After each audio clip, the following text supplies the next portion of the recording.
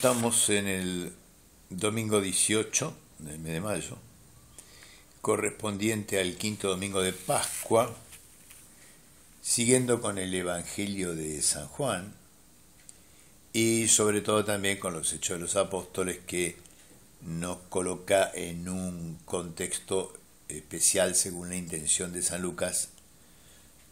Los Hechos de los Apóstoles son continuación del Evangelio, porque demuestran el poder del Espíritu en esa comunidad primitiva que posteriormente se va a ir convirtiendo en la Iglesia.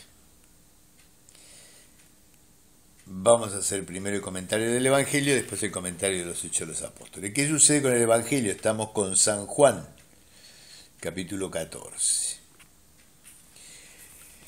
Varios mensajes de Jesús que pueden servirnos a todos para pensar y reflexionar un poco. Primer mensaje: no se inquieten, crean en mí, crean en Dios. Segundo mensaje: yo les voy a preparar un lugar, o sea que va al cielo para prepararnos a todos un lugar. Vengan conmigo. Donde yo estoy ya conocen el camino. Dos preguntas. La de Tomás es una pregunta concreta: Señor, no sabemos a dónde vas, ¿cómo vamos a conocer el camino? Y ahí Jesús contesta: yo soy el camino, la verdad y la vida. Este es el núcleo del Evangelio de hoy. Si me conocen, conocen al Padre. Y después la pregunta de Felipe: Señor, muéstranos al Padre y esto nos basta.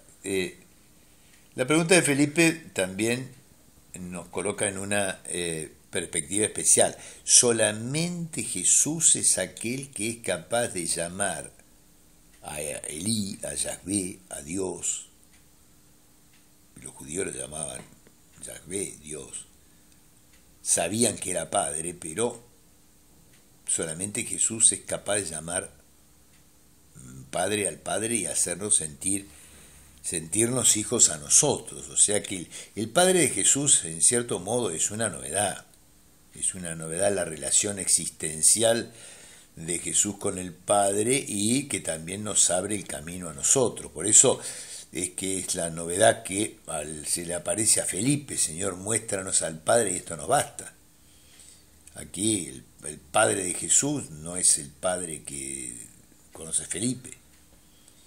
Y Jesús le dice: Felipe, hace tanto tiempo que están con ustedes, ¿no te has dado cuenta que el que me ha visto al Padre? Yo estoy en el Padre. Y fíjense por las obras. Este es el Evangelio. Primera parte del Evangelio: yo soy el camino, la verdad y la vida.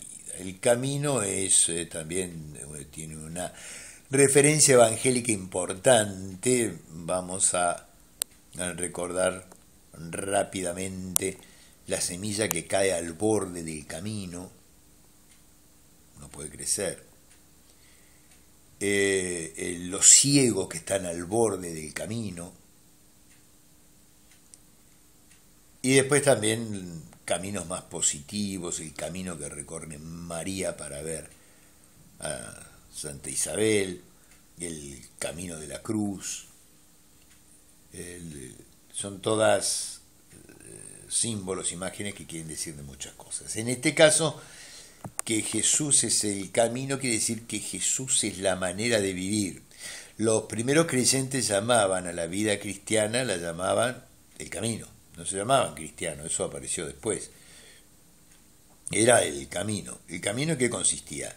En seguir los ejemplos de Jesús, que los había dado con su vida, y en comprender comprender y vivir sus enseñanzas. Ese es el camino.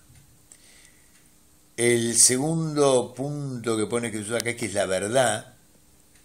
También esto está conectado con la pregunta de Pilato, que es la verdad. Jesús había afirmado que todo aquel que dé la verdad a mí me conoce, Pilato se ríe, que es la verdad. Jesús se presenta como la verdad porque es aquel que puede darnos al Padre, ¿no? Y la vida es todo aquello que representa novedad, evolución, crecimiento. El padre general de los jesuitas, el padre Nicolás, nos decía que para San Ignacio Jesucristo es sobre todo el camino. Yo lo voy entendiendo en la medida que voy viviendo y voy comprendiendo las vueltas de la vida, ¿no es cierto? Eso me permite llegar a la verdad y me permite llegar a la vida. ¿Qué sucede con los Hechos de los Apóstoles? Parte del camino, parte de la vida, parte también de la verdad, es que empiezan a delegar en otras personas trabajos que no pueden hacer ellos, ¿no es cierto? Eligen los 7 diáconos para que se ocupen del servicio de las mesas. Entonces eligen a 7 hombres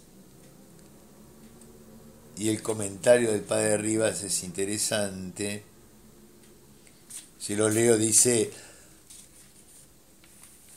padre Rivas, se dice que estos 7 fueron elegidos para que se encargaran del servicio de las mesas. La tradición posterior vio en ellos a los primeros diáconos.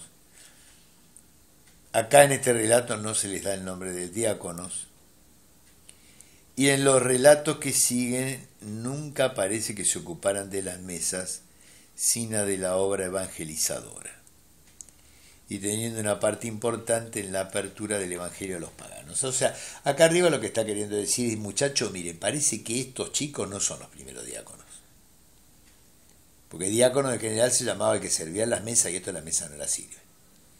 Son unos ayudantes que se ocupan mucho de la obra evangelizadora de los paganos. Es la obra de arriba que está comentando a San Lucas en los Hechos de los Apóstoles. Me parece interesante, sobre todo la delegación. Se delega parte de la obra evangelizadora porque solo no podemos. Este sería el gran mensaje también de los Hechos de los Apóstoles. Solo no podemos. Aquí hay que abrirse a la comunidad. La iglesia es una comunidad abierta.